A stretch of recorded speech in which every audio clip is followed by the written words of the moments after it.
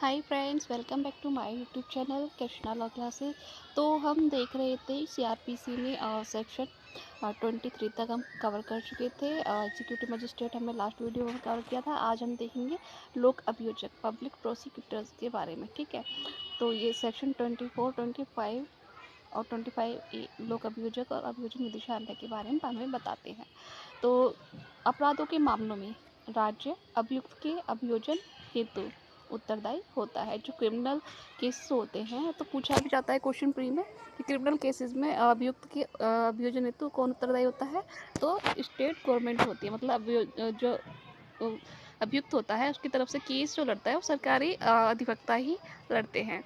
मतलब सरकारी उन्हें अधिवक्ता मुहैया कराती है। और केंद्र सरकार तथा प्रत्येक राज्य सरकार को अपनी ओर से उच्च न्यायालय, सत्र न्यायालय अथवा मजिस्ट्रेटों के न्यायालयों में अभियोजन एवं अन्य आपराधिक कार्रवाइयों के संचालन के लिए अभियोजक नियुक्त करने की शक्ति होती है। ठीक है, किस किस को? स्टेट गवर्नमेंट और सेंट्रल गवर्नमेंट को अपनी ओर से, चाहे तो उच्च न्यायालय में, सत्र न्यायालय में अथवा मजिस्ट्रेटों के न्यायालय में अभियोजन का जो संचालन होगा उसकी कार्यवाही के संचालन के लिए लोक अभियोजक नियुक्त कर सकते हैं स्टेट गवर्नमेंट और सेंट्रल गवर्नमेंट। एक जिले के लिए नियुक्त लोक अभियोजक अथवा अपर लोक अभियोजक को किसी अन्य जिले में भी लोक अभियोजक या अपर लोक अभियोजक नियुक्त किया जा सकता है, कह रहा है सेक्शन 24 का सब क्लॉज 3 का। परंतु ठीक है, यदि कोई एक जिले में अभियोजक जो लोक अभियोजक है या अपर लोक अभियोजक है उसे अदर जिले में भी ट्रांसफ़र किया जा सकता है।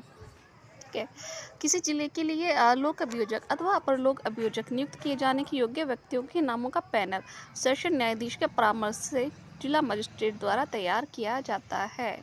ठीक है, एक पैनल होता है, ठीक है, जिसमें जो योग्य व्यक्ति होते हैं लोक अभियोजक नियुक्त किए जाने योग्य है। ठीक है, उनमें मोस्ट सीनियर होते हैं जो काफ़ी टाइम से प्रैक्टिस कर रहे होते हैं और योग्य भी होते हैं, उनकी प्रैक्टिस अच्छी होती है। ठीक है, उनके नामों का एक पैनल तैयार किया जाता है। ठीक, और जो सेशन न्यायाधीश के परामर्श से कौन? जिला मजिस्ट्रेट इस पैनल को तैयार करता है। पूछ लिया जाएगा, क्वेश्चन पीटी का है। ठीक है, 24 सब क्लॉज 4 ये कह रहा है जिला मजिस्ट्रेट किसके परामर्श से? सेशन न्यायाधीश के परामर्श से योग्य लोक अभियोजक नियुक्त किए जाने के योग्य व्यक्तियों के नामों का पैनल तैयार करेगा और उसमें से लोक अभियोजक नियुक्त किए जाएंगे। राज्य में अभियोजन अधिकारियों का नियमित कैडर भी होगा। एक कैडर होता है, यदि कैडर है तो पैनल की जरूरत नहीं है, कैडर में से ही लोक अभियोजक नियुक्त किए जाते हैं। तो राज्य में अभियोजन अधिकारियों के नियमित कैडर होने पर ऐसे कैडर वाले व्यक्तियों में से ही लोक अभियोजक अथवा अपर लोक अभियोजक की नियुक्ति की जाएगी। किंतु यदि राज्य सरकार की राय में ऐसे कैडर में नियुक्ति के लिए उपयुक्त व्यक्ति अनुपलब्ध है, मतलब राज्य सरकार को लगता है कि नहीं, मतलब व्यक्ति जो कैडर में अनुपलब्ध है, मतलब उपलब्ध ही नहीं है, तो ऐसी स्थिति में क्या होगा? राज्य सरकार द्वारा जिला मजिस्ट्रेट द्वारा तैयार किए गए नामों के पैनल में से किसी व्यक्ति को लोक अभियोजक या अपर लोक अभियोजक नियुक्त कर सकती है। ठीक है, तो 24 के सब क्लॉज 4 में हमने क्या देखा कि एक कैडर था, सॉरी एक पैनल था, ठीक है, जो कि मजिस्ट्रेट द्वारा सेशन न्यायाधीश द्वारा तैयार किया जा रहा था। फिर उसके बाद में बता दिया गया कि यदि कैडर है, ठीक है, रेगुलर कैडर होता है, यदि वो है तो फिर पैनल में से नाम नियुक्त किए जाने की जरूरत नहीं है, कैडर में से नियुक्त किए जाएंगे। ठीक है, ये लेकिन यदि कैडर नहीं है, 24 सब क्लॉज 6 कहता है कि यदि कैडर उपलब्ध नहीं है, कैडर में व्यक्ति जो उपलब्ध नहीं है, अनुपलब्ध हैं, तो फिर कहाँ से? फिर से जो जिले के मजिस्ट्रेट द्वारा पैनल तैयार किया गया था उनमें से ही लोक अभियोजक नियुक्त किया जा सकता है, किसके? राज्य सरकार के आदेशानुसार। न्यूनतम 7 वर्ष तक अधिवक्ता के रूप में विधि व्यवसाय करने वाला व्यक्ति ही लोक अभियोजक या पर लोक अभियोजक नियुक्त किया जा सकता है। अभी इनकी ये योग्यताएं आ गई, कौन व्यक्ति योग्य होगा? जिसने कम से कम 7 वर्ष तक अधिवक्ता के रूप में या किसी विधि व्यवसाय करने वाले व्यक्ति ही लोक अभियोजक या परलोक अभियोजक नियुक्त किया जा सकता है। ये मिनिमम रिक्वायर है कि कम से कम 7 वर्ष तक अधिवक्ता रहे हो या विधि व्यवसाय किया हो किसी भी रूप में। तो केंद्र सरकार अथवा राज्य सरकार किसी मामले अथवा किसी वर्ग के मामलों के प्रयोजन के लिए न्यूनतम 10 वर्ष तक अधिवक्ता के रूप में विधि व्यवसाय करने वाले व्यक्ति को विशेष लोक अभियोजक नियुक्त कर सकती है। ठीक है, तो जो हमने 24 सब क्लॉज 7 में क्या देखा था? जो ओनली लोक अभियोजक हैं, पीपी हैं, उनकी कितनी मिनिमम रिक्वायर है 7 वर्ष तक अधिवक्ता के रूप में। लेकिन जो विशेष लोक अभियोजक हैं 24 सब क्लोज 8 के अनुसार उनके लिए मिनिमम रिक्वायर क्या है, तो वो 10 वर्ष तक है, ठीक है, कम से कम 10 वर्ष तक अधिवक्ता रहे हों। तो 24 का सब क्लोज 7 और 8 बहुत ही इंपॉर्टेंट है, पूछ लिया जाता है किस में विशेष लोक अभियोजक है। विशेष लोक अभियोजक की योग्यता कितनी है, न्यूनतम 10 वर्ष तक अधिवक्ता रहा हो, ठीक है। और अभियोजन अधिकारियों का ऐसा कार्य जिसमें लोक अभियोजक चाहे वह किसी नाम से ज्ञात हो का पद शामिल है, तो जिसमें उस पद पर सहायक लोक अभियोजक की पदोन्नति के लिए उपबंध किया गया है, ठीक है। सीमा शुल्क अधिनियम तथा स्वर्ण नियंत्रण अधिनियम जैसे कानूनों के अंतर्गत संवेदनशील मामलों का समुपदेशन पात्र ऐसे काउंसिलों को समुपदिष्ट किया जाना चाहिए जिन्हें विधि की उस शाखा में अनुभव तथा योग्यता प्राप्त है, ताकि वे उन मामलों का ठीक प्रकार से प्रतिवाद कर सकें न्यायालय, जिससे न्याय का अवपीड़न न हो तथा राष्ट्र की अर्थव्यवस्था को भी आघात न लग सके। ये कहा था KI पेवंडी बनाम सहायक कलेक्टर में।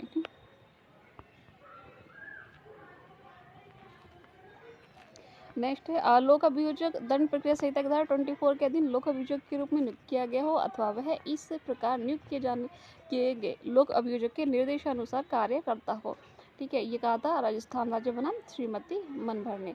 और नेक्स्ट जो केस है वो है राजेश शंकर त्रिपाठी बनाम उत्तर प्रदेश राज्य इलाहाबाद 1979 के बाद में कहा गया था कि CRPC की धारा 24 के अनुसार लोक अभियोजक का पद लोक पद है, अतः उसके संबंध में अधिकार परीक्षा का रिट जारी किया जा सकता है, ठीक है।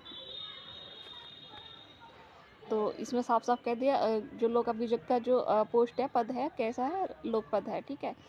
उसके विरुद्ध अधिकार परीक्षा का रिट भी जारी किया जा सकता है। ये कहा था राजेश शंकर त्रिपाठी बनाम उत्तर प्रदेश राज्य 1979 इलाहाबाद के उच्च न्यायालय में, ठीक है। लोक अभियोजक के मुख्य कर्तव्य क्या क्या है, देखिए ये पुलिस एक्ट में भी आपको काम आएगा, इंपॉर्टेंट टॉपिक है। तो इसके कर्तव्य हैं कि वह दोषी व्यक्ति बचकर छूट न पाए तथा किसी निर्दोष व्यक्ति को प्रपीड़ित न किया जाए। ये कहा था शिवनंदन पासवान बनाम बिहार राज्य 1987 के बाद में।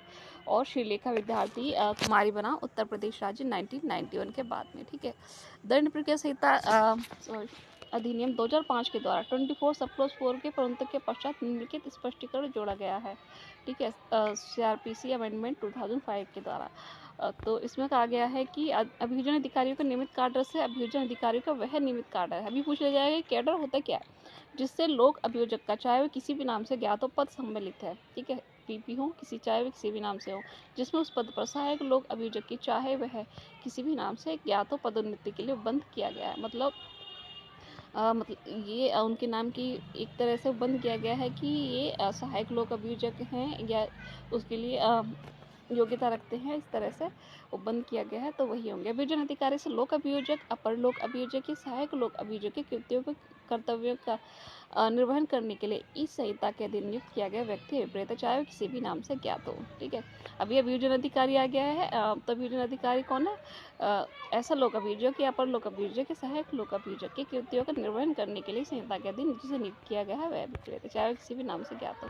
अब आ जाते हैं हम सहायक लोक अभियोजन, जो कि असिस्टेंट पब्लिक प्रोसिक्यूटर होता है, यानी कि APO, जिसके लिए अब फॉर्म निकले हुए हैं UP APO के, जिसकी अब सब तैयारी कर रहे हैं। यही होते हैं असिस्टेंट पब्लिक प्रोसिक्यूटर। प्रत्येक जिले में मजिस्ट्रेटों के न्यायालयों में अभियोजन का संचालन करने के लिए राज्य सरकार अथवा एक या अधिक सहायक लोक अभियोजक नियुक्त कर सकेगी, ठीक है।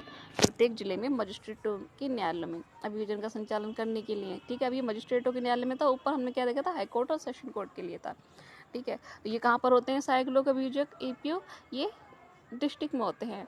और जो हमने PP देखे थे वो हाई कोर्ट और सेशन कोर्ट में होते हैं, आपको याद रखना है, ठीक है। केंद्रीय सरकार भी मजिस्ट्रेटों के न्यायालयों में किसी मामले या मामलों के किसी वर्ग के संचालन के लिए एक या अधिक सहायक लोक अभियोजक नियुक्त कर सकती है। तो 25(1)A में केंद्र सरकार कर रही है, जबकि 25(1) में राज्य सरकार कर रही थी। कुछ विशिष्ट मामलों के प्रयोजनों के लिए कोई सहायक लोक अभियोजक अनुपलब्ध होने की स्थिति में जिला मजिस्ट्रेट किसी अन्य व्यक्ति को उस मामले का बाहर सहायक लोक अभियोजक नियुक्त कर सकता है। क्या 25 सब क्लोज 3, ठीक है। किसी विशिष्ट जो केस है कोई स्पेशल, उसके लिए कोई सहायक लोक अभियोजक यदि अनुपलब्ध है तो जिला मजिस्ट्रेट क्या करेगा, किसी अन्य व्यक्ति को उस मामले का बाहर सहायक लोक अभियोजक भी नियुक्त कर सकता है। लेकिन इसका एक प्रोवाइडेड दे दिया गया है कि कोई पुलिस अधिकारी बाहर सहायक लोक अभियोजक वैसे नियुक्त नहीं किया जा सकता, लेकिन कब किया जा सकता, जबकि उसे जिस अपराध के लिए अभियोजित किया जा रहा है उस अन्वेषण में भाग न लिया हो। 2 रेस्ट्रिक्शन लगाई गई हैं। एक तो वो उसका जो मामला है जिसमें उसे नियुक्त किया जा रहा है उसमें वह अन्वेषण न कर रहा हो, और दूसरा वह निरीक्षक की पंक्ति से नीचे का न हो। ठीक है। और धारा 25 सब क्लोज 3 के अनुसार उत्तर प्रदेश सरकार ने 25(2) में संशोधन करके सहायक लोक अभियोजक को पुलिस अधिकारियों के प्रशासनिक नियंत्रण में रखा है। ठीक है। सीआरपीसी की धारा 25 के प्रयोजनों के लिए आबकारी अधिनियम आबकारी अधिकारी को भी पुलिस अधिकारी माना जा सकता है। ठीक है। और अगर किसी मामले का अन्वेषण करने वाले आबकारी अधिकारी को सहायक लोक अभियोजक नियुक्त नहीं किया जा सकता है, कहा था राजा राम बनाम बिहार राज्य या 1964 में। ठीक है। तो अब आ जाते हैं हम 25A जो अभियोजन निदेशालय की बात करता है। तो राज्य सरकार एक अभियोजन निदेशालय स्थापित कर सकती है, और जिसमें एक अभियोजन निदेशक तथा उतने अभियोजन उपनिदेशक होंगे जितने राज्य सरकार उचित समझे। न्यूनतम 10 वर्षों तक अधिवक्ता के रूप में व्यवसाय में रहे व्यक्ति को उच्च न्यायालय के मुख्य न्यायमूर्ति की सहायता से अभियोजन निदेशक, ठीक है, डिप्टी डायरेक्टर ऑफ प्रोसिक्यूशन अथवा अभियोजन उपनिदेशक नियुक्त किया जाएगा। अभियोजन निदेशक अभियोजन निदेशालय का प्रधान होगा, जो राज्य में गृह विभाग के प्रशासनिक नियंत्रण के अधीन कार्य करेगा। ये क्वेश्चन बहुत पूछा जाता है कि ये जो अभियोजन निदेशक है किसके नियंत्रण में कार्य करेगा? गृह विभाग के। और प्रत्येक अभियोजन उप निदेशक अभियोजन निदेशक के अधीनस्थ होगा। राज्य सरकार द्वारा उच्च न्यायालय के मामलों का संचालन करने के लिए नियुक्त प्रत्येक लोक अभियोजक, अपर लोक अभियोजक तथा विशेष लोक अभियोजक अभियोजन निदेशक के अधीनस्थ होंगे, किंतु लोक अभियोजक के कृत्यों का पालन करते समय महाधिवक्ता अभियोजन निदेशक अथवा अभियोजन उप निदेशक के अधीनस्थ नहीं होगा। राज्य सरकार द्वारा जिला न्यायालयों में मामलों का संचालन करने के लिए नियुक्त प्रत्येक लोक अभियोजक, अपर लोक अभियोजक एवं विशेष लोक अभियोजक तथा प्रत्येक सहायक लोक अभियोजक अभियोजन निदेशक के अधीनस्थ होगा। अभियोजन निदेशक तथा अभियोजन उपनिदेशक की शक्तियों तथा कार्य और अभियोजन उपनिदेशकों के क्षेत्रों का निर्धारण राज्य सरकार द्वारा अधिसूचना द्वारा निर्दिष्ट किया जाएगा। ठीक है। सीआरपीसी में अभियोजन निदेशालय संबंधी प्रावधान सीआरपीसी अमेंडमेंट 2005 की धारा 4 द्वारा अंत्यस्थापित करके 25A अंत्यस्थापित किया गया। अब इसके कुछ क्वेश्चन आंसर देख लेते हैं। तो सीआरपीसी में वर्गीकृत कौन एक सही न्यायालय है? तो सत्य न्यायालय। ये ऑब्जेक्टिव टाइप क्वेश्चन पूछा जाता है। राज्य सरकार की सूचना द्वारा राज्य के किसी ऐसे क्षेत्र को आपराधिक प्रक्रिया संहिता के प्रयोजनों के लिए महानगर क्षेत्र घोषित कर सकते हैं जिसकी जनसंख्या हो कितनी? कम से कम 10 लाख। सत्र न्यायालय के न्यायाधीश का स्थानांतरण किसके द्वारा किया जाता है? तो उच्च न्यायालय के द्वारा, धारा 9 में। न्यायिक मजिस्ट्रेटों के न्यायालय के पीठासीन अधिकारियों की नियुक्ति किसके द्वारा की जाती है? उच्च न्यायालय के द्वारा, धारा 11 सब क्लोज 2 में। अधिसूचना के अनुसरण में तिहाड़ जेल में सत्र न्यायालय की बैठकें करना अवैधानिक नहीं था। यह किस बाद में धारित किया था? केहर सिंह बनाम राज्य में। केहर सिंह राज्य में ये कहा था कि यदि अधिसूचना के अनुसरण में तिहाड़ जेल में सत्र न्यायालय की बैठकें की जाती है तो यह अवैधानिक नहीं है। ठीक है। अधीनस्थ न्यायिक मजिस्ट्रेट के कार्य के वितरण के विषय में कौन नियम बना सकता है या विशेष आदेश दे सकता है? तो मुख्य न्यायिक मजिस्ट्रेट, धारा 15 सब क्लोज 2 के अंतर्गत। सीआरपीसी की धारा 24 सब क्लोज की धारा सब क्लोज 1 में लोक अभियोजक शब्दों के बाद अंत्यस्थापित शब्द है एक या अतिरिक्त लोक अभियोजक। किसी जिले के लिए लोक अभियोजक नियुक्त करने के लिए कौन प्राधिक क्या था? राज्य शासन यानी स्टेट गवर्नमेंट। कोई व्यक्ति लोक अभियोजक नहीं नियुक्त नहीं हो सकता यदि उसका नाम जिला दंडाधिकारी की सूची में न हो। 25 सब क्लोज 5 में बताया गया। कोई व्यक्ति अपर लोक अभियोजक नियुक्त किए जाने का पात्र तभी होगा जब वह कम से कम कितने वर्ष तक अधिवक्ता के रूप में विधि व्यवसाय करता रहा हो? कम से कम 7 वर्ष तक। ये कहता है 24 का सब क्लोज 7। विशेष लोक अभियोजक के लिए कम से कम 10 वर्ष है। 24 सब क्लोज 8 बताता है। मजिस्ट्रेटों के न्यायालय में अभियोजन का कौन संचालित करते हैं? तो सहायक लोक अभियोजक करते हैं। मजिस्ट्रेटों के न्यायालय के लिए एक पुलिस अधिकारी को सहायक लोक अभियोजक के रूप में कौन नियुक्त कर सकता है? तो जिला मजिस्ट्रेट करता है 25 सब क्लोज 3 में। ठीक है। और दंड प्रक्रिया संहिता संशोधन अधिनियम 2008 के द्वारा धारा 24 कौन सा विशेष प्रावधान जोड़ा गया? तो 24 के उपधारा 8 के उपबंध के पश्चात निम्नलिखित परंतु जोड़ा गया। इस धारा के अधीन अभियोजन को सहायता प्रदान करने के लिए उसे अपनी पसंद के अधिवक्ता नियुक्त करने के लिए न्यायालय पीड़ित व्यक्ति को अनुमति प्रदान कर सकता है। सीआरपीसी का अध्याय 2 किससे संबंधित है? तो ये 6 से 25A तक। ठीक है। दंड न्यायालयों के कार्यालयों के गठन से संबंधित है। महानगर क्षेत्र की सीमाओं को कौन और कैसे घटा बढ़ा सकता है? महानगर क्षेत्र की सीमाओं को राज्य सरकार अधिसूचना द्वारा घटा बढ़ा कम कर सकती है, परिवर्तित कर सकती है। राज्य सरकार द्वारा प्रत्येक सेशन खंड के लिए एक सेशन न्यायालय स्थापित करेगी।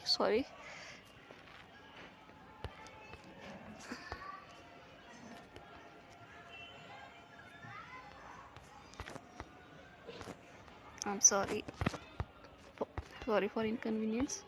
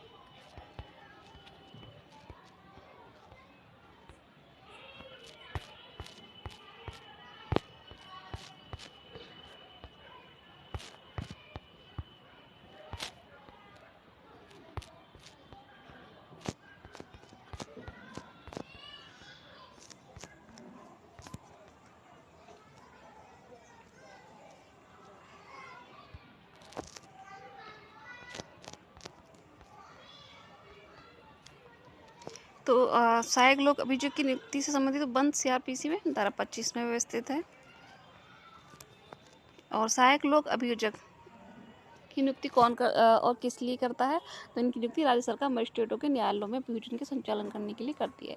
मजिस्ट्रेटों के न्यायालय में किसी मामले किसी वर्ग के मामले का संचालन करने के प्रयोजन के लिए एक या अधिक सहायक लोक अभियोजक की नियुक्ति कौन कर सकता है?